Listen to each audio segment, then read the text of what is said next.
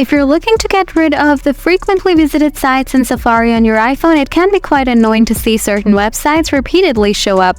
This typically happens when Safari keeps track of your browsing history and suggests frequently visited sites. Here are steps to remove and stop frequently visited sites from appearing. Solution 1. Disable frequently visited sites.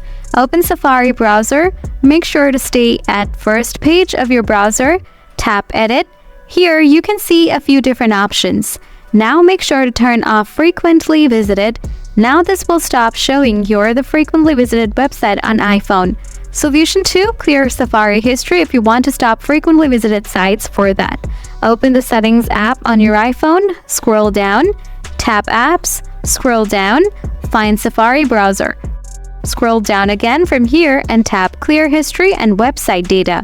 Confirm by tapping Clear History and Data. This will remove all browsing history including frequently visited sites.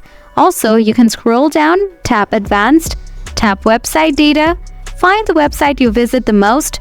Just make sure to delete it from here as well.